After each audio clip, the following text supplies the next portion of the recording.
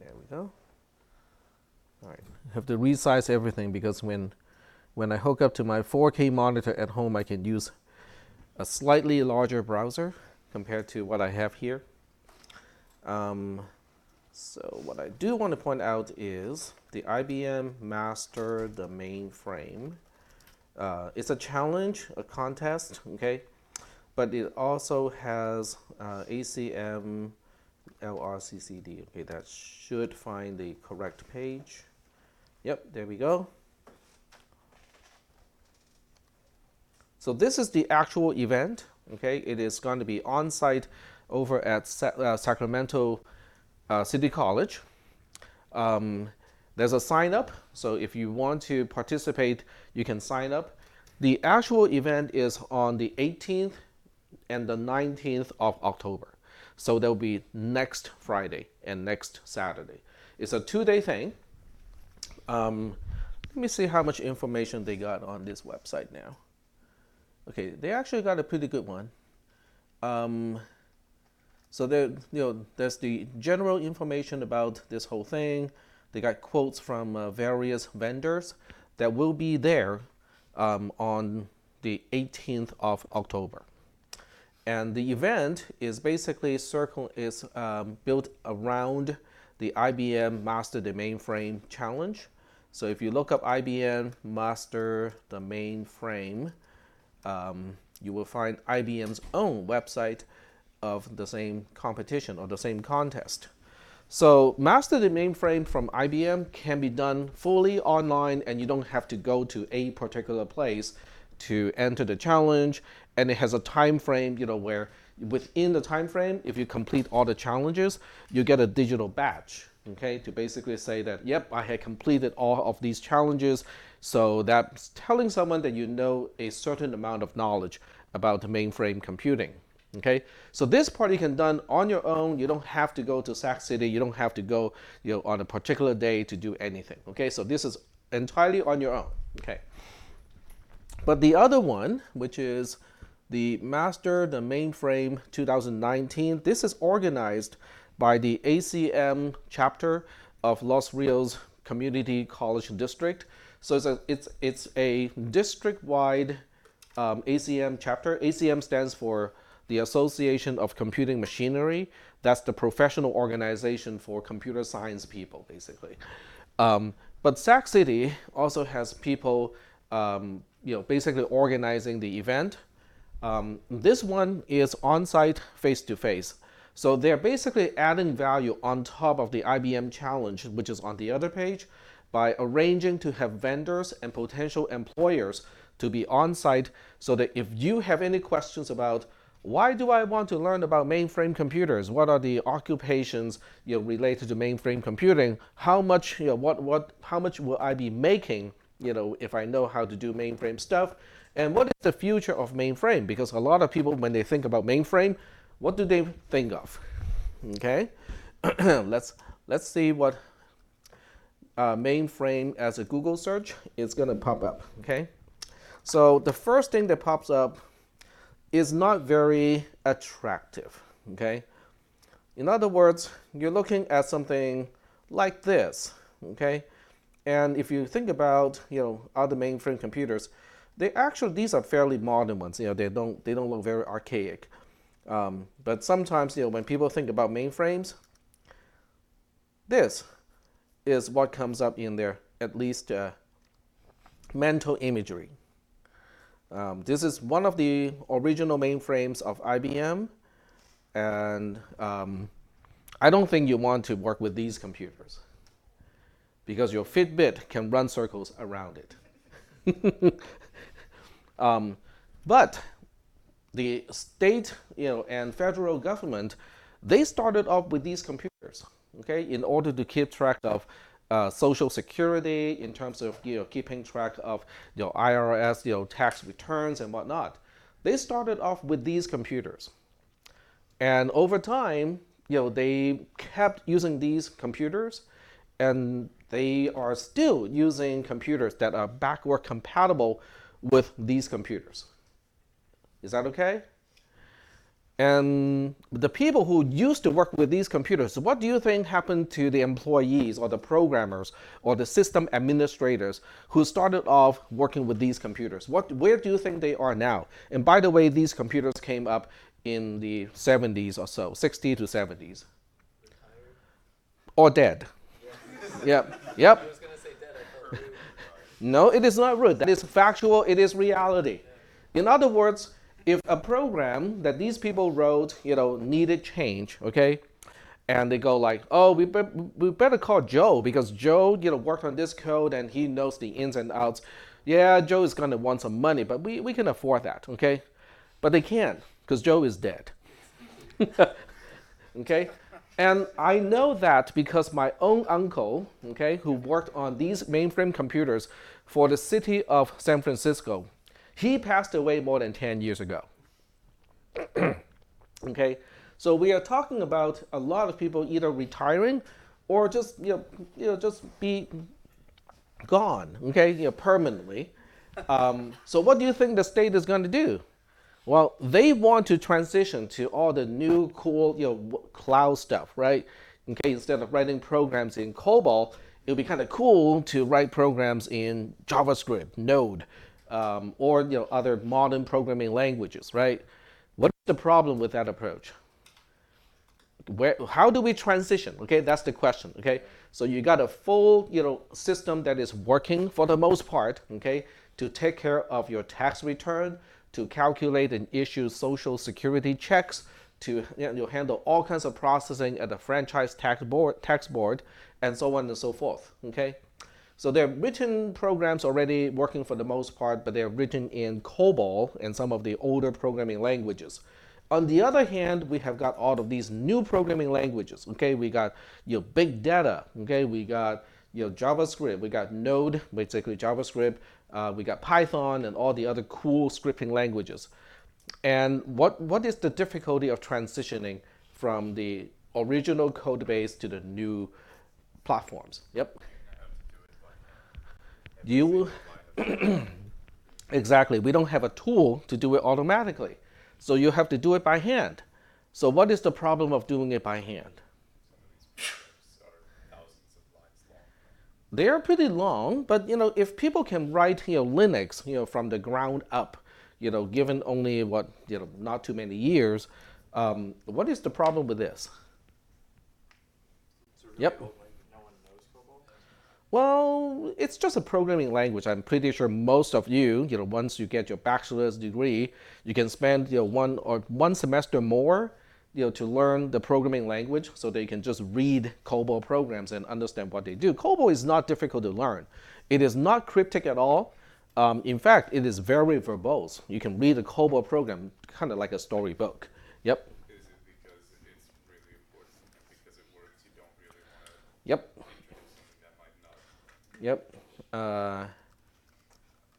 Yep. I'm trying to find, the DMV had tried multiple times, okay? I'm just trying to find an article that talks about how much money the DMV has spent to try to transition from the old mainframe computers to the cloud computers that we are familiar with these days.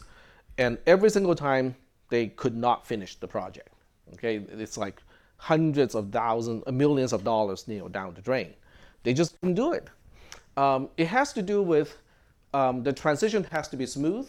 Okay, you cannot just say, okay, for the next 3 years we are not going to process any transactions while we are transitioning the system. No, it's a rolling process, right? You have to keep the service while upgrading or transitioning. That's one big difficulty. The second difficulty has to do with, well, what if I make a mistake? Okay, now Microsoft.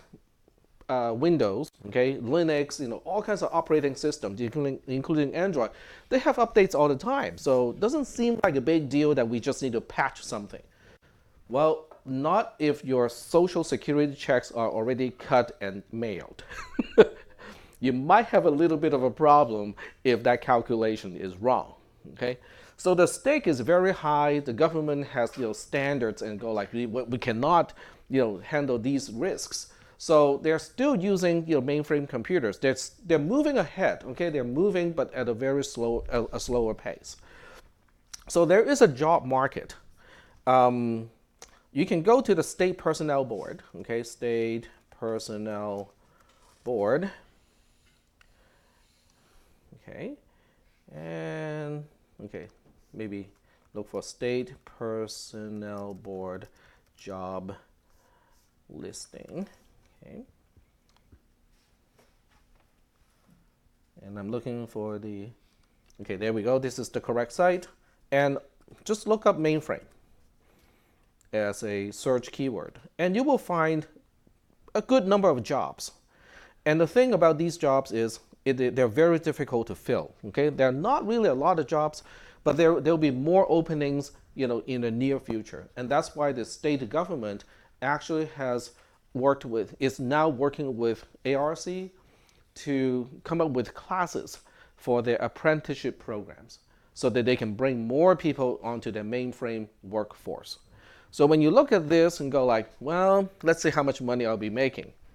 This is a specialist one, okay? And the specialist one, has a salary bracket of about $5,000 to $8,500 per month, okay? So that's about 60 something thousand dollars a year to what? 8 times 12. So let's call it 100,000, okay, a year. And you compare that to a job in the Bay Area, okay? This is not really a lot of money. But the state has got retirement, benefits and whatnot. So you have to take all of that into consideration before you say, oh, that's not enough money. Yep. Well, it's really expensive to live in the Bay Area. But a tent is not too expensive. That's true. I just read an article today on the phone, how California and New Jersey are, have some of the worst places to live, even when people are making a good amount of salary. So if you go to San Francisco, okay, you go to San Francisco and then you go to the area right around San Francisco State University, every 3 parked vehicle is an RV. And why do we have so many RVs around San Francisco State University? They're not students, they're actually employees. They're employees working in San Francisco. And trust me, these are the ones who are better off, okay? You have a RV to go back to. In the RV, you have a small, limited, but nonetheless, existent bathroom, kitchen. You have a quote-unquote bed at least, okay? And you have a somewhat hard roof over your head. The rest, they are just camping in tents around the city. So if you go to the Mission District in San Francisco now, if you go today, okay, if you know somebody is already in San Francisco, just ask them to go around the Mission District. There'll be streets where it's all tents. We're talking about tent camping kind of tents, okay? So people are making money. Those are actually, they're not homeless people, okay? They have to go to a gym to freshen up, take a shower, okay, change, and then go to work. When they're done, when they come back, they go back to a tent to sleep because they cannot afford housing in San Francisco or just about anywhere in Bay Area, okay? And they don't want to commute either, okay? So let's say you find a reasonable place to live or your family is already living in, say, Modesto, okay? Are you going to drive between Modesto and San Francisco every day? Given the traffic, I mean, if there's no traffic, it's not too bad, okay? It's about, what, 2 hours or so? Yeah. I actually went to San Francisco over the summer, and I remember when we were on tour, they were saying housing was so bad. They didn't have much space for housing. In fact, when we passed by a building that doubled as both a business as both the standard office building, and on the higher floors, they had apartments. And those are very expensive apartments. Yeah. Very, very expensive. So if you just look up, tents in San Francisco, go to imagery, that's what's happening in San Francisco. I mean, And if you don't trust me, okay, you can just spend a weekend, go to San Francisco, walk around in the commercial and industrial part of San Francisco, and you'll see this. Okay, so the point is, what was my original point? Yes, okay. So working for the state in Sacramento may not look quite as bad, okay, once you understand the situation in Bay Area, okay? And then with the state, you can also look into something like this, okay? You can go to a website, CalPERS, okay? So look at CalPERS calculator, okay? Look up CalPERS and calculator, and you will see a retirement estimate calculator with CalPERS, okay? So what they do is they take a few parameters, okay? You don't have to register, you don't have to be a state employee at this point. You just have to enter some data, and they can help calculate your pension check after you retire. Now, when you're employed, okay, the state government, as well as Los Rios and other types of government-related agencies have benefits. I pay about $100 and something out of my pocket for health insurance for my family per month. $100 something, even if it's like $500 per month, is almost nothing compared to what other people have to pay for insurance for whole family. Okay, so there's that, and there's dental, insurance, which I don't have to pay out of pocket at all. Okay, so there are things that are hidden money, in the benefits when you work for the state, when you work for Los Rios or some public agencies like that. Okay, so after all of this stuff is factored in, working for the state is actually not particularly a bad proposition when it comes to how much money. It has to do with stability and predictability. Okay, if you work in a high-tech industry, Bay Area, yes, when you're in and tech is hot, you can make a lot of money. What happened in 2000?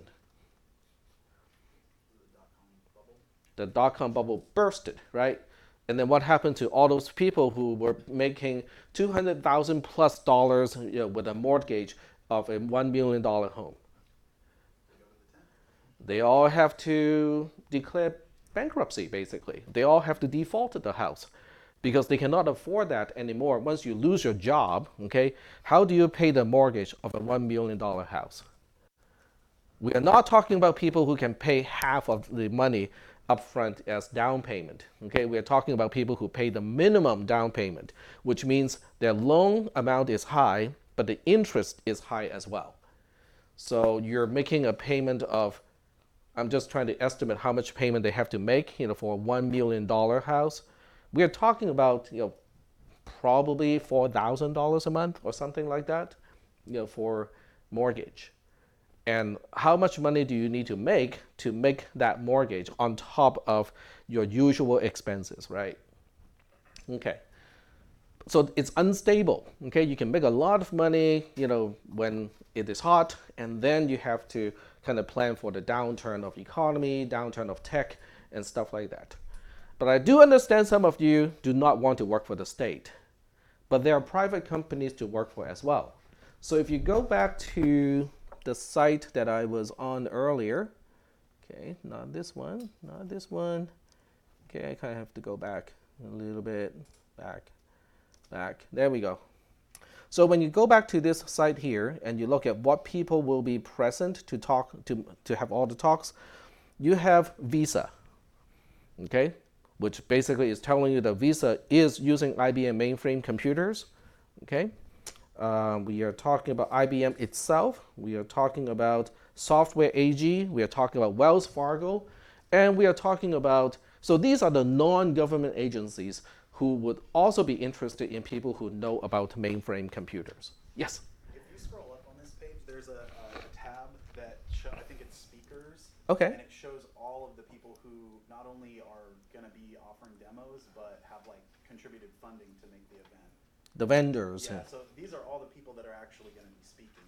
Mm-hmm. And then I think even somewhere on this page it shows a bunch of different private companies contributed.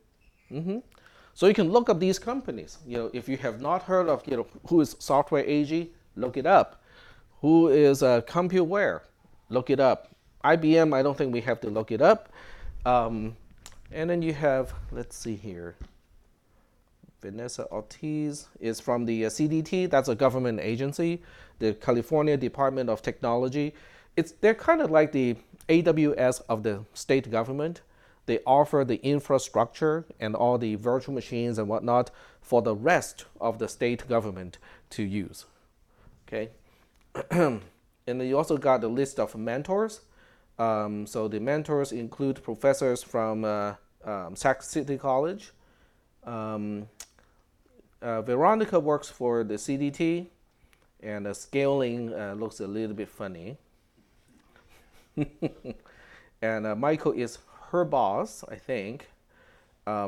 This is IBM itself, Software AG, IBM, Rocket Software, ComputeWare, and you can see a lot of CDT people, IBM developer, and a lot more CDT people. So it means if you are curious, if you think, well, I don't know enough about mainframe computing or working for the state or working for any companies that make use of mainframe computers, just go and talk to these people. Don't even bother with the contest itself. Okay, the contest you can do online on your own. Okay, but talking with these people, face to face, this is an opportunity. It took Peter from Sac City College a lot of effort to coordinate all of these things, to invite the people, and to get the whole thing up and running. So I think it's worth, some time, on the day, just to go there and check it out if you're curious. Are there any? Yeah, go ahead. So it's Friday and Saturday. What times? So I think all the face-to-face time is mostly on Friday. I'm not sure about Saturday. So you can look up their schedule. Yeah, it starts at 10 a.m. on Friday, and then Saturday the same. But I think that Saturday will be optional to be there in person. Like you can just go Friday and then finish the rest online. With the first, it's comprised of I think 3 different modules, and I think they do 1 and 2 the first day, and then you do 3 on. You can do 3 on your own. So it's up to you to like. You can even do everything on your own. I mean, they give you like very detailed instructions with the online stuff. It's just that with the person helping you, with all of these mentors helping, it will make that process a little bit smoother and easier. But if, I would say if you're in this class and you're doing relatively well, you can probably do everything on your own, except for talking with these people and get the information about the potential employers and the industries. I think that really, really is the value of going on the 18th. Right. Yep. Do they do this annually, or is this the first? This is the first time. This is the first time ever that something like this is organized. Yes? Is there like a large influx of people retiring or dying? Is that why? Yes. Yes, the state government is already, they're looking at the employer, and they know how many people will be retiring, soon, and they know that they won't have enough people to move on to these positions. So they have a shortage. They're really trying to actively plan for that shortage. Yes? Is Friday the only time to sign up? Because I'm just thinking I have work and I don't know if I'll be able to attend both days. Okay, so Friday is one day where you have all of these presenters. Let me see if I can find the Also an schedule. agenda tab, if you like right next to that, it should show like what the actual schedule is. Yeah. So they have a. They're updating this as they go. Yeah, there's still a lot of stuff that is being arranged. So on Friday we have, these are the scheduled events. So we have some talk, some people talking, but they will also have classrooms where vendors will be sitting in the classrooms. So they're waiting for people to go to their booth and talk to them. I'm not sure whether that is arranged on Saturday as well. This is only for Friday. So they don't have any information for Saturday at this point. So if you can make it to Friday, that would be best. Yeah. Yep. So just a little bit of information. We will also have Veronica and probably Michael, from they are part of the mentors and also one of the speakers.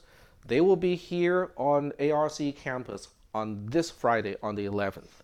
So that's what this is for. Is our computer science club has organized to also have at least three people. I think there are at least three people who would show up to kind of talk about the contest itself. But if you have any questions about mainframe computers, what the future looks like, where the mainframe computing people are going, are they getting stuck with the old computer, or do they have a migration path already planned out? And there's a lot of possibilities. You can talk to those people on the 11th, which is this Friday, and the time is noontime. The place is Tech Ed 391. So that's really kind of on the other side of the campus. Let's see. I'm just trying to orient myself. So it'll be over that way. Okay, it will be over that way. Right. It will be sandwiched between horticulture and automotive classrooms. By the design hub? It's close to the design hub, but not quite. Yeah. Yeah. You can also look at it as between the design hub and the creek area. Yeah. Okay, that's what I thought. Yep. All right. Are there any questions before I kind of move on and continue? Yep. I see that the language of the preferred language is C and all those others, which I'm not familiar other than with C++. Mm-hmm. Uh, It's okay. any issues? The contest does not involve any C++ programming. I think even a layman would be able to follow the instructions because it's mostly just an exposure to what it is like working with mainframe computers. So you can have no exposure to computer science at all and still be able to complete some of the modules. So I think if you're in this class, you should be okay. Yep. Yeah, I just wanted to mention they're actually inviting people from business, mathematics, all sorts of majors. So you don't actually have to have any coding knowledge whatsoever. There we go. They have an orientation Yep. that gets you started. And, yeah. Yeah, but I think people in this particular class can do the whole thing on their own. Yeah, but the value is you get to talk to people, so you understand. Okay, what kind of employment am I talking about? What are the potentials? How do I stay on track? Because mainframe computing is not taught at most 4-year universities. So you can go to UC Davis, you can go to UC Berkeley. When you're done, you will know a lot more about computer science, but you will know no more than what you know today about mainframe computing. So it's kind of a niche kind of area, but it's nonetheless, it seems to be pretty profitable to people. Yep. If it's that important, why don't they teach it then? Okay, I will quote something that I experienced personally when I was at UC Davis. I taught a robotics class where students have to design circuit boards. Okay, so it doesn't seem to have any relationship with what we are talking, but I'm getting there. So I taught my students how to design circuit boards. Okay, this is the software you can use, and these are the things you have to think about when you're designing a circuit board. And this is how you do the symbolic layout. This is how you do all the schematic capture, and then you transition it to board layout, and this is how you do routing. Blah blah blah blah blah. Okay. And I was thinking, well, it'd be kind of cool if UC Davis has a class teaching that, because that seems like pretty useful to electrical and computer engineers that you know how to design a circuit board. It's just a little fun class, maybe 1 unit, okay? And I talked to one of the professors who was specializing in embedded systems, okay, which has a lot of needs for designing custom circuit boards and whatnot. The answer was, okay, we are teaching engineers, we are not teaching technicians. Okay, the implication was it is below us. Yeah. And mainframe computing has the same aura basically. A lot of 4-year universities would look at mainframe computing and go like, this is not what we want to teach. And there's not really a lot of money in terms of research in mainframe computing. This is a lot more vocational than it is academic. And most four-year universities, the more prestigious they are, the more academic they want to be, and they don't even want to touch anything that is considered vocational. This is strictly vocational. But from the practical standpoint, from your standpoint, okay, this can be an opportunity. So, I want you guys to know about the opportunity. If you don't like it, if you say, I just want to get out as quickly as possible, get my bachelor's degree and not really do anything about this, hey, that's cool. On the other hand, if you want to say, well, I kind of want to look into what this is all about, because if you stay in Sacramento, let's say you go to Sac State, there's a possibility that you can be a student assistant with one of the state government departments. Then you can, basically practice, what you have learned here as a student assistant. And what is the nice thing about being a student assistant? What do you think? They don't pay much, or they may not even be paid at all. But why does anyone want to be a student assistant working for the state? Flexible in terms of hours. Okay. Serious. You might have an in when you graduate. You already have a foot in, okay? So basically, it's a foot in the door so that you basically get to know the people, you get to know the departments, you get to know what the jobs are all about, okay? So by the time, in order to apply for one of those positions, you have to meet all the minimum qualifications. So one of the minimum qualifications may be a bachelor degree in computer science or related area. Okay, so you may not be able to become a IT specialist until you get your bachelor's degree. But once you have your degree, if you already know the people, you know what the jobs are about, you already have some exposure and experience with working with mainframe computers, when you have to quote unquote take the exam, okay, to basically apply for a job, you would have a lot of advantages over other applicants. Okay? And if you end up with an interview, guess who will be on your interview panel? People that you have already worked with. Okay? The boss of the boss of the boss that you work for, maybe someone that you have met already many, many times when you get water or coffee or at the copier. So that's the kind of long-term planning that you can consider if that is what you want to do. So, any other questions? Now, I do have to emphasize working for the state government is not for everyone. Just like all those medications, they have that little disclaimer, okay? For instance, myself, I'm not sure I will be as happy working for the state, okay? But it is an option, okay? The state is also a huge employer. So let's say, you get in your first, section or first, department. Yeah, go ahead. I was gonna say, why do you feel like you wouldn't be happy working for the state? I like to change things a lot. And when you work for the state, the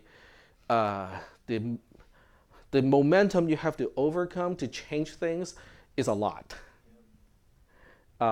It's a very stable environment in terms of employment, in terms of what you do. They're not gonna. It's not like working for a startup company in Bay Area. Okay, today you'll be working on A, B, and C, and then tomorrow will be like X, Y, and Z, entirely different things, right? And then they expect you to learn everything on your own. But with the state, they would never expect you to learn anything on your own. They will have classes. Your boss can send you to training and whatnot to get you ready, for other types of jobs. But it's a little bit, the way they can change or adapt to changes is a little bit too slow for my taste. Okay? But in terms of stability, it's unbeatable. And on top of that, you also have the pension. The pension is a big consideration because without a pension, how do you plan for retirement? I know you guys are very young and you go like, do I really need to think about retirement now? Yep. Do you think that pension's even be around by the time? Well, that's a good question. I do understand that part of the question. So even if you think that pension may not be around, the state, when it comes to using your own money to contribute to a retirement plan, they also have a lot of options. Okay, some even large private companies. Okay, when they say, okay, we got retirement plans. Okay, well, okay, first of all, you're using your own money, and putting that into the retirement plan. And then the second thing is, a lot of these large companies, the only money you can set aside is by investing in the stock of the very same company that you're working for. Okay, I'll give you an example. You're working for Intel, okay? And Intel has no pension plan, okay? After you retire, you're on your own. So you say, well, I'm only 25, I want to kind of have a nice way to save money for my future. So you look into all the investment plans and you say 401k or Roth 401k, even better, is what I want to do, because I can put in as much money as I want and I'm using after tax money. But when I take the money out, they'll all be tax free. And I'm 25, I'll be retiring in what? About 40 years, right? So after 40 years of growth, most of the money is going to be interest, not principal. So if the interest itself is tax-free, you win big time. Okay? So you have all of these things planned out, you looked into all the investment options, and guess what? The only thing you can buy or the only thing you can invest in is Intel stock. Now, how would you feel if that's the only thing you can invest in? Now, I'm not saying how you should feel, but I can tell you a story. There was a neighbor of mine, who was an Intel employee in his 60s when I talked to him. Okay, and this was in 2000. Okay, I met him, when we were doing a neighborhood walk, and the neighbor said, "Well, I'm back to work now," because he had everything planned out and his retirement money was looking really good, and then 2000 happened. The high-tech bubble bursted. So the Intel stock, just came down, and he didn't have enough money to retire anymore. Yep. But you don't even have an option. You cannot even say, oh, I'm just going to be safe as I get closer and closer to retirement age. I'm going to move my money from large cap, to maybe government bonds, okay, or maybe just to cash, okay. Even though I know I'll be losing some in interest, I just want to be super safe, right? You don't have that option. But with the government, the government has a pretty flexible plan of what you can invest your own money in. Even if you say, I have no faith whatsoever in the pension system, you still have some options. So, did that answer the question? Yeah. Okay. I understand your concern, but I think the state government is large enough that they will not let it collapse. Well, either that or, but if you look at, okay, so you kind of have to read up on different arguments and explanation of how much money they really need in order to be safe.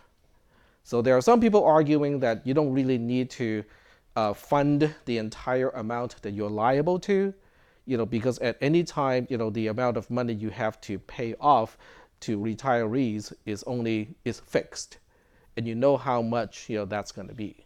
Right, like a Ponzi scheme. Well, like Social Security. So when you look at Social Security, is the idea of using your own money to pay yourself back when you retire and need Social Security? No, that's not the idea. The idea is using the people who are working at the time when you retire to pay for your Social Security check.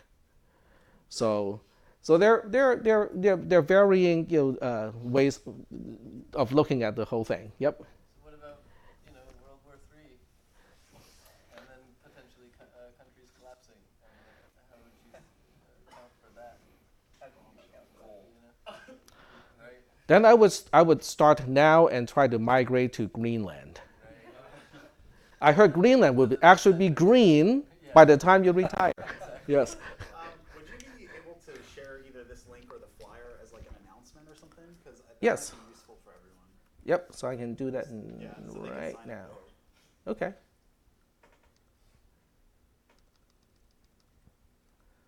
Because I know that Peter was asking, I think that you already did that I did on that. our website. Yep. But Peter was asking me to please not use that link because there's no actionable sign up on our ICM's website. Gotcha. So they Okay. wanted the tickle or whatever you call it to be the Okay. thing.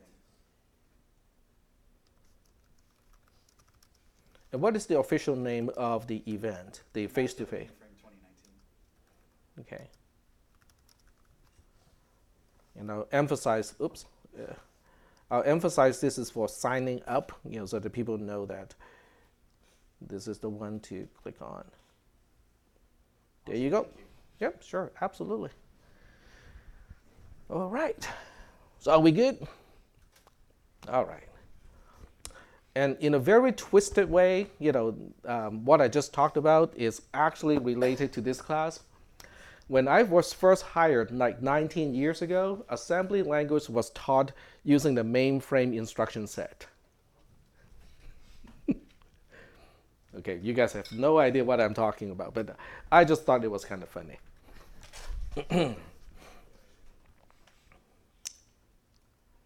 Cool. All right. So we are not going to go back to the usual boring topics that we have to go over. And at this point, we have to deal with double, right? The IEEE double precision floating point number representation. Yes? Okay. So last time I checked the videos. So last time when we talked about that topic, I showed you an example of converting a value into a double representation. Okay, I think that's what we did last time. So what we'll do today is to look into the process. Okay, we'll look into the process of if you are given a base 10 representation of a scientific notation thing, how do you convert that into the internal 64-bit double using nothing but integer math? Is that okay? All right, so let's go ahead and start on that. And I will just kind of point out where the notes is, just so that you guys know where to find it. I think this is the wrong class, is it? Yep. All right, so we want this one. And so we are now in double point number representation. So let's go ahead and go to the notes. And what we're going to be talking about now is Section 5, which is the conversion from a base 10 scientific notation to a double representation. Okay? So we'll first start with the notation of a base 10 scientific notation. So we'll be looking at this mess here. Okay, let's kind of, let me magnify this a little bit. Okay. This is what we call regular expression. I mean, regular expression. So regular expression or regex, okay, is a way to describe syntax. So before we go any further into talking about this mess here, let's go ahead and talk about a few examples of what I would consider as valid base 10 scientific notation. And let's see, do I have an editor up? Yep, I do. Okay, so let's get rid of this. And we'll just talk about what I would consider as base 10 scientific notation. I think this is fine, okay? It's base 10 scientific notation. This is okay too. This is fine. So is this, okay? So are we doing okay so far that what I consider as base 10 scientific notation? Okay, so all of these I would accept as scientific notation in base 10. I would also take something like that, okay? So what that means is 1.23 times 10 to the power of 10. This is also the syntax that C and C++ accepts when you want to enter a relatively large number. Are we good? If you want to enter something like the the mass of a photon, okay, something that's really, really, really small, then you can enter something like photons don't have mass. They, Photons do. I know protons do, and neutrons too, and even electrons. Photons are light. Yeah, but if they had mass, then how could they go the speed of light? Okay, now I need to find out. You d- okay. Have no mass. It actually it makes perfect sense. We don't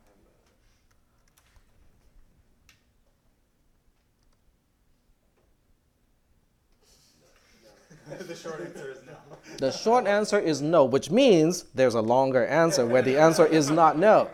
they can interact with objects with mass that Okay, so it itself has no mass. it itself has no Okay. How about electrons? electrons. Definitely. Very, very little. Yeah, okay. So electrons do have mass. So do you want to enter the mass of an electron in kilograms without using scientific notation? Because you'll be saying point and then 30 zeros and then 9109 blah blah blah blah. Okay? That's a lot of keys to punch. Not to mention that you have to count 30 zeros to enter that. Okay?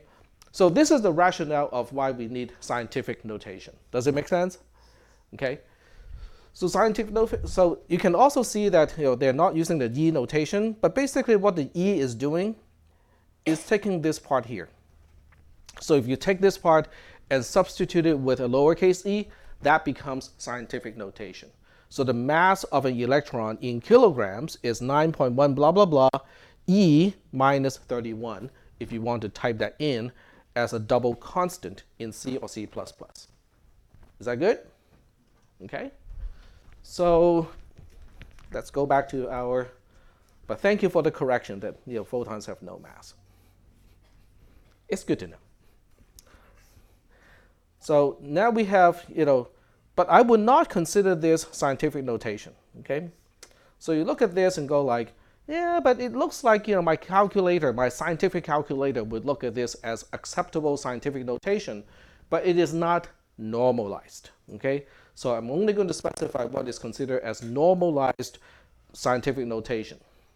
In base 10, what is the restriction of a normalized scientific notation? Yes? The first digit, The first portion. to the left of the decimal point can only be from 1 to 9. This part here can only go from 1 to 9. That is correct. Okay? If you are talking about normalized scientific notation, that portion, the portion that I have highlighted, can only go from 1 to 9. Now, your calculator, as well as C and C++, can take on scientific notation that is not normalized. It's okay. But for the consideration of our discussion here, we'll just say that, nah, we'll just only consider normalized scientific notation. So how do I convert this particular value into normalized scientific notation? What do I need to do? Go ahead. You move the decimal point one place to the left, you increase the power by 1. That's right. All right, now we have the normalized version of exactly the same value. So are we good so far with what is considered normalized? And also what the syntax may look like. And just to be sure, I would also say that this is also acceptable as a scientific notation. Just having the extra plus that doesn't really add anything to it, no pun intended. A plus sign that doesn't add anything. All right, so are we good so far with all of these examples? Okay, so I think you, already have a pretty good idea of what is syntactically correct as a normalized scientific notation in base 10. But how do you describe it other than showing examples? It's not that easy, right? You can say, well, okay, first of all, we can start with an optional sign. The sign can be negative, it can be positive, or missing entirely. Then we have at least one digit, which may be followed by a decimal point. But after the decimal point, we may or may not have a bunch of digits also. Okay? And then after this entire thing, we may have an e, lowercase e. But if we do have an e, then there must be at least one digit after that. But before that digit and after the e, we may have an optional sign again. Okay, does that kind of sound like the construct of a scientific notation? But I'm describing a general description, right? Okay, this part is optional, that part may be there, but if you have this, that has to be there, blah, blah, blah, blah. Okay? A regular expression can do that much more concisely. Okay? So that is why I want to expose you guys to regular expression. Because regular expression has a lot of applications, and what we use in this class is just one of those applications. So let me close this tab. Hopefully it will go back to, yep, it does. So this is regular expression. The rest of the notes actually explain the syntax of regular expression.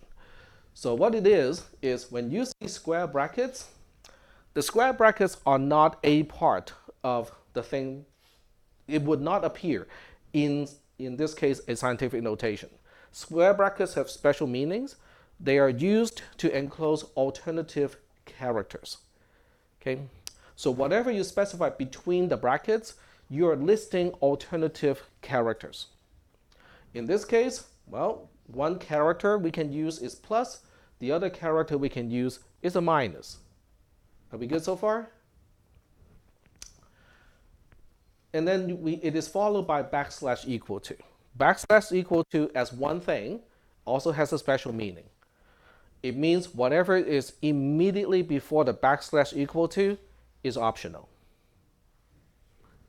Okay? So in this case, when you read this part here, from the open square bracket to the equal to, I'm not going to highlight it, it means we can have an optional sign at the very beginning of a scientific notation.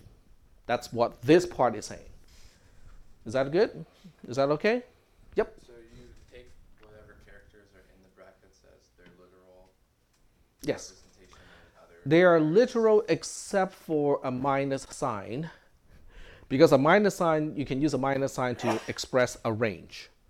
So you can say lowercase a dash lowercase z. That means A, B, C, D all the way to Z is specified as alternatives inside the square bracket. But we are not going to use that, so we'll not mention that part. Okay, so what is after this? This part here is a single digit. Backslash D refers to a single base 10 digit, which means it is going from 0 to 9. So yes, this is not exactly normalized, because if it were normalized, it would be going from 1 to 9 and not from 0 to 9. Backslash D specifies 0 to 9. Are we good so far? Yes? So a backslash D really is the shorthand of open square bracket 0-9 close square bracket. That's basically, it's just a shorthand for that. What about after that? Well, after that we have a backslash open paren, and a backslash close paren, enclosing certain things inside of it. So I'm just going to highlight the whole thing. This is a sequence. So unlike square brackets specifies alternative characters. Okay, backslash open and backslash close parentheses specifies, okay, consider the following or whatever is inside as a sequence. Okay, what does this particular sequence have? It starts with a backslash dot, which means literally just a dot. The reason why there's a backslash in front of the dot is because a single dot has a special meaning in regular expression, so you have to escape it using a backslash. So backslash dot simply says, yes, we can expect a period, a dot, in the thing that we're describing. And then we see backslash D again, which is from 0 to 9, okay? And then we have an asterisk. The asterisk is special because it says whatever is immediately before the asterisk can occur any number of times, including 0. Is that okay? So it has a kind of slight relationship with the backslash equal to. Backslash equal to means whatever is right before that can have 0 or 1 occurrence. Okay, which is a fancy way of saying optional. Okay. Asterisk says whatever is right before that can have any number of occurrence, including 0. So that's why we can have 1 point and it's okay. But 1.05 is okay as well. So we do okay so far with that. Okay. But you can see the sequence, okay, which is highlighted on the projector right now, is followed immediately by a backslash equal to. So that means this entire thing, including the backslash equal to, is saying the decimal point and all the digits to the right-hand side of the decimal point is optional. You can say 3. That's perfectly okay. You can say 3 point and then nothing. That's okay too. But once you have a period, you cannot have another period. You have to have digits after that. But you can have up to 0. You can have down to 0 digits after the dot. So 3 point is okay. 3.1 is also okay. Are we doing okay so far with this sequence up to here? No questions? Okay. So now we look at the next sequence, which starts from here to here. So I will just go ahead and highlight whatever is inside the sequence, which is this portion here. What is this portion saying? This portion says we have to start with a lowercase e, because e has no special meaning in regular expression. So when you see e, it really just literally means, yes, the letter lowercase e. And then we see the square bracket again with a plus minus inside and a backslash equal to. So that portion says the exponent of 10 also has an optional sign. It can be positive or negative, or it can be missing entirely. Okay? Because the backslash equal to says the plus minus can be missing entirely. But after that, we have a backslash d again, which is a digit from 0 to 9. We are talking about this backslash d. But after the backslash d, we don't have an asterisk anymore. This time we have another quantifier, which is a backslash plus. A backslash plus is a very close relative of asterisk, because an asterisk says 0 to any number of occurrences. Backslash plus says 1 to whatever number, to any number of occurrences. So you have to have at least 1 digit after the e, but it can be 2, it can be 3. So technically speaking, it can be any number. Practically speaking, it can only go up to a certain point. So are we good so far? Okay, so now we look at this entire sequence, which is highlighted at this point. But this time, I'll also include the backslash open paren and the backslash close paren, which specifies, look at this whole thing as one sequence. What about that? That is also optional. The backslash equal to, that is right after the entire backslash open and backslash close parentheses, says the exponent specification itself is optional because it can occur 0 to 1 time. So that is regular expression to describe a floating point number that is, I would say, sort of normalized, because if it's not if it is normalized, I can only use 1 to 9 over here. So are we good so far with, yep? So the backslash equals just means what came before is optional? What is immediately before that is optional. Okay. Yep. So you look at this and go like, well, that's a lot of mumbo jumbo. Is that really useful? How do you tell what is immediately? Like, how do you tell what, where it ends? Is it the parentheses? Yeah. That's how you group it? Okay. Yeah, because this close parenthesis is closing this open parenthesis. Gotcha. So that means this entire thing is what the backslash equal to is referring to. On the other hand, in this case, the backslash equal to is immediately preceded by optional characters. So that means the plus minus as alternative characters is optional. So next question is, well, is this something that Texas invented for this class just to make us more miserable? No, if the objective is to make you guys more miserable, I got better ways to do it. This is actually useful. This syntax is actually consistent with VI. So for those of you who do not know VI, VI is an editor that is usually on most Unix-like operating systems, including Linux and Mac OS X. So if you open up a terminal in almost every Linux installation, on a Raspberry Pi, on an iOS system, on a Mac system, on a Linux box, there's VI, okay? And VI can take regular expression as a search pattern. In other words, if you want to know, okay, I want to locate all the references to, constants, okay, numerical constants, well, you can make this a little bit more generalized, just so that it will catch every single constant that is numerical. But then you can use this pattern and look for every single occurrence of a numerical constant. I think that can come in handy, sometimes, right? Because, the idea is you don't want to refer to numerical constants within the code of a program. You want to turn all of those constants either into variables or constants. And all of those things should be declared, somewhere else in the program, so that your program itself does not have constants or numerical constants. Does that make sense? More or less? Okay. So this is a pattern that VI would actually recognize and say, okay, now I'm looking for all the patterns.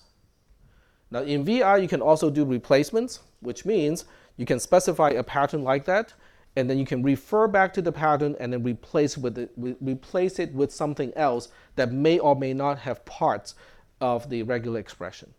So I'm not going to get too much into regular expressions and what you can do with regular expressions.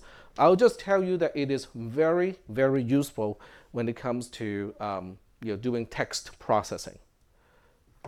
So are we doing okay so far with regular expression? Okay.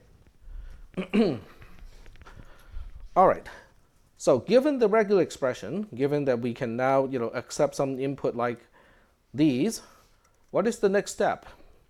Remember, one of the criteria of doing what we want to do is we only want to use integer arithmetics. In other words, I don't want to take these and then use some floating point number calculations to come up with the double representation, because that's kind of a chicken and egg problem, don't you think? Yes? Because what we want to do is to convert into a double representation, but in order to do that conversion, we are relying on double math functions. That's kind of chicken and egg, okay? Even if it is not a chicken and egg thing, it is inefficient. There are a lot of processors that can only do integer arithmetics quickly, but not so much floating point arithmetics. I can give you many examples, okay? My Fitbit, okay, it's over there, probably has a processor that does not have a floating point unit, which means it can do integer math really fast, but when it comes to floating point number or double precision, calculations, it may not be that fast. Arduinos are the same way. Raspberry Pis are the same way. So basically anything that needs to conserve energy probably does not have a floating point, does not have an innate ability to do double math quickly. And Arduino might need to take some sort of input from like a rotational device. That's a good question. Okay, so the question is, what if an Arduino needs to take the input now from a rotational device? So you need to know, which angular position you're at, right? So now, that's a very good question. So to refine that question, let me ask, are you talking about somebody entering an angular position, or are you talking about an actual position of a device and you're trying to encode angular positions? I'm talking about like a dial that you're turning, and Okay. it could be in any, of not just 360 degrees, but half degrees, quarter degrees, things like that. Okay, so now the question is, what is the resolution and what is the mechanism of that rotation encoding mechanism? So there are different ways to do it, okay? But you won't be measuring in degrees. That's the point. There's no need to process things in units that we are familiar with, okay? So let's just say that you're using a particular encoded disk that has 400 steps within a revolution, okay? So if you want to convert everything between the resolution of the encoder back to degrees, do the math, and then do everything backwards, it's going to be inefficient, extremely inefficient. So in that case, we just keep track of the unit as it is in the device. So we just say there are 400 steps per revolution. Until you have to do actual sine and cosine calculations, we don't even bother to convert into degrees or radians or anything like that. Yep. And you can specialize the subroutines to do a sine cosine without using the general purpose double sine and cosine as a math library in C and C++. So there are ways to get around this problem and make it super duper efficient. Okay? All right, but the question getting back to here is, well, we don't want to use any log, we don't want to use any natural log or log 10 or exponents or power functions. How do we do all that? Because the first problem we have is the mantissa, which is referring to the part that is before the e, is not even an integer, right? So the question now is, given a string that looks like this, okay? This is a string that is given to you as an array of characters.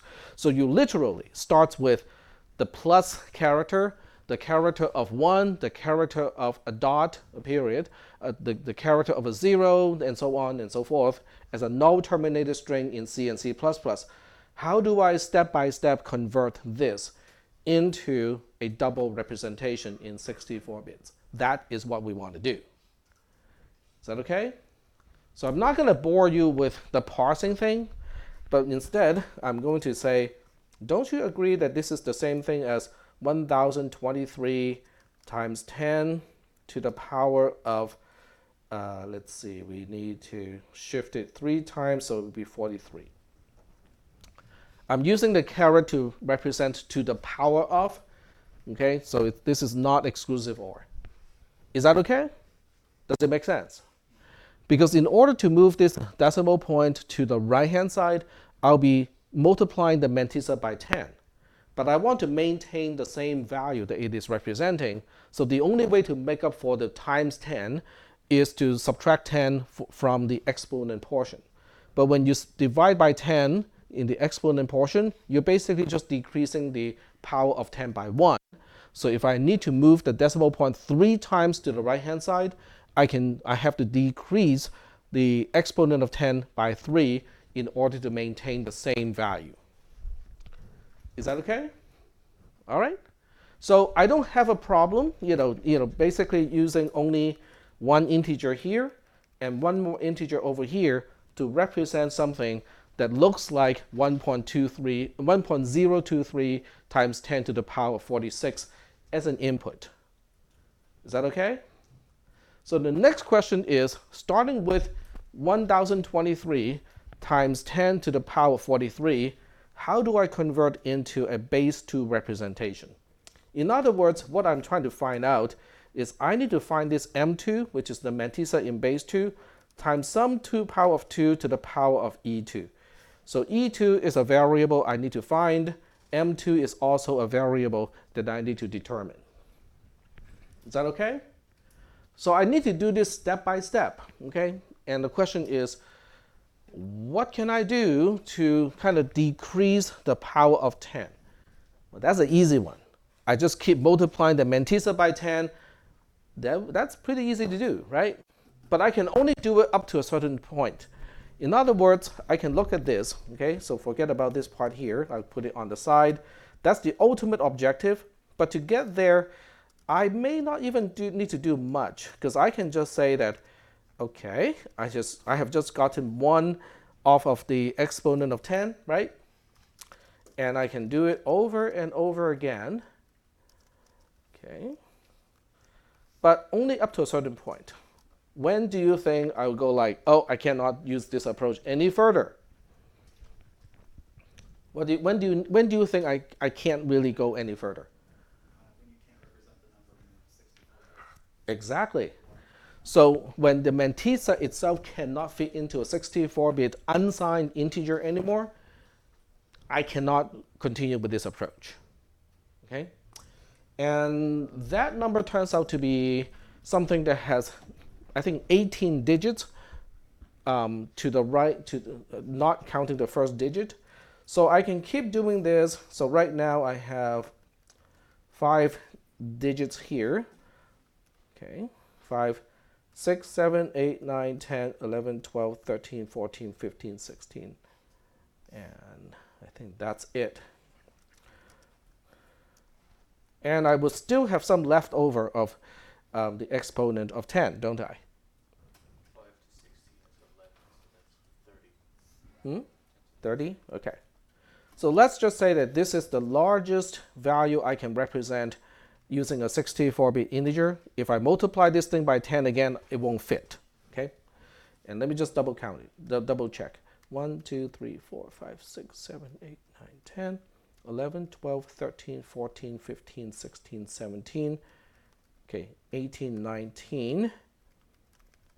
Okay, so this is the best I can do because this barely fit into a 64-bit unsigned integer. At this point, I cannot use this approach any further. Then what am I going to do? What do you think? I'm going to cheat. That's what I'm going to do. Well, in the process of quote-unquote cheating, I'm actually getting closer to what I need. Okay? So what I'll do instead is I'm going to say, would anyone argue that the equality will still hold if I multiply this whole thing by 1? Yeah. Okay. And what if I say that this 1 is, I have a really stupid way to represent this 1, okay? What if I say this 1 is represented by 16 divided by 16? Would that be okay? It should be okay, right? And then I use the associative law of division and multiplication, and I say, let's see, copy this whole thing. So don't copy, because all of this stuff here is getting recorded. I can confirm because I can see the recorder is still working in the background, and the mic is still good. So what if I do the division by 16 over here, and over here, instead of saying this is 16, I choose to say this is 2 to the power of 4. Would that be okay? Yeah, okay, cool. But you can see now I am getting rid of a digit, I'm getting rid, or I'm lowering the power of 10. And in doing so, I am introducing powers of 2. Is that okay? So if I keep doing this, okay, I will eventually turn this into 10 to the power of 0, which means it becomes 1, it disappears. Then I will be left with a mantissa of some kind times 2 to the power of some power. That's all I need. Because once I have the number in that format, I can just shift the point around a little bit, figure out what is the actual power of 2, and then I have all the components that I need for a double. Is that making any sense? Yes? Just to clarify, so how are you getting rid of the powers of 10? You're basically like adding to the powers of 2 and then taking that away? Like, can Yes. you clarify that? Yep. So the way so initially the way I take away the power of 10 is simply by multiplying to the mantissa. Right. And each time I multiply the mantissa by 10, I decrease the power of 10 by 1. But that approach only works up to a certain point. Up to a certain point, which is right here, I'm stuck. Because if I multiply that number by 10 again, it will exceed what I can represent using a 64-bit integer. Then I cannot do that anymore. Yes? As the powers of 10 on the right side on the last statement of this line, the last line, Uh-huh. as the power of 10 goes up, that what is divided by goes up as well? Is that correct? No.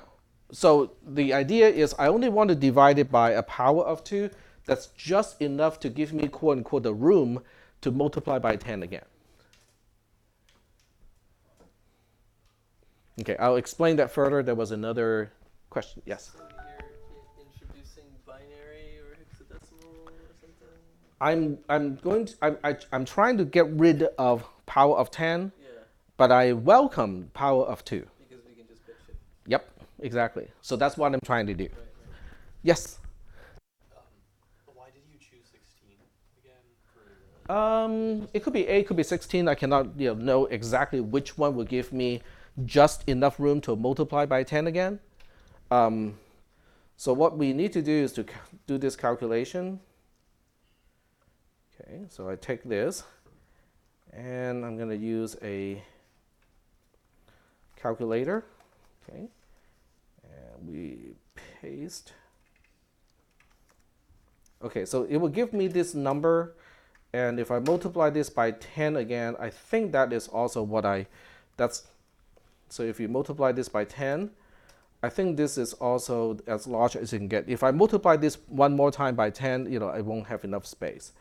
So the idea is if I divide it by 8, I can multiply that by 10. So maybe 8 is a better choice. So I'll just say divided by 8, and we adjust this to 3. But the idea is still the same. The idea is by doing this, okay, on the next line, what we're going to have, okay, I'm just copying something that you guys cannot see because I did it off screen. Control-Alt-C to copy. And over here, Control-V to paste. So it becomes this number times 10 to the power of 28 times 2 to the power of 3. Okay? But now when you look at this thing here, looks like we got room for one multiplication by 10 now. Because there are only there are only 18 digits to this number instead of 19. Okay? So I can now say, oh, okay, we can now do something like this. This is the last thing I want to talk about, then we have to move on to the lab. So I can now say, let's multiply this by 10, because this will still fit in a 64-bit number, but now this becomes 27. Is that okay? Are we doing okay so far with this? Because the idea is I'm just chipping away at the power of 10 by dividing the mantissa by some power of 2. Sometimes it's 3, sometimes it's 4, and that's because 10 is between 8 and 16. So, but the idea is I am now looking at this number and say, if I multiply this number by 10 again, it won't fit in 64-bit. So what do? I divide this by 8 again. Okay? And then I increase this from 3 to 6, and then whatever number it ends up with would have, we have the room for another multiplication by 10, and then that multiplication by 10 will reduce the power of 10 by 1 again. So I keep doing this until the power of 10 goes down to 0. Okay? Yep. So then ultimately you'll end up with, as you iterate through this process, you'll end up with increasingly higher powers of 2. Yep. Okay, that makes sense. Yeah, so you would see that each step increases the power of 2 either by 3 or 4, and it would decrease the power of 10 by 1. Gotcha. Okay. So we are just chipping away until the power of 10 becomes 0. But you can see this process only involves comparison, multiplication, division in base, for integers. Yes? Why would you want to chip it away instead of find like a good number that you could take a chunk out and then chip away to get closer and closer to the 10 so you're not overshooting it? Because in order to take out a big chunk, you have to use log and exponent. Oh, okay. Yeah, there's no other easy way to do it, and while maintaining precision, which is something that we will talk about on Wednesday, but every time we divide something, we can potentially be introducing an error into it. I'll give you an example. 3/2 in C. That's 1, right? But the actual value of 3 divided by 2 is 1.5. So we have an error of 33% in that case, which is really bad, right? So how do we minimize that error and also make sure that every time we have an error, it's not always making the thing smaller and smaller? So the notes actually talk about it too, but we'll talk about that on Wednesday. Yes? Every time we reduce the 10, Uh-huh. Yes, we have to divide by a power of 2, and then we have to do a multiplication by 10 as far as the mantissa is concerned. Multiplication by 10 is relatively cheap. It's really just the same thing as multiplying by 8 plus multiplying by 2. So with some shift operations and an add, you don't even have to go through the actual multiplication process. So we'll talk about all of those shortcuts on Wednesday. Today's lab is a little bit different from what this is talking about. It has more math stuff in it. So for the lab, you want to have a scientific calculator, either the Windows one or a real one or one on a cell phone. They're all okay. Some people even go to Wolfram Alpha and solve some of the equations over there. That's okay too. Okay, it's the concept that is the important part of today's lab. So I'll transition to the lab as soon as I get the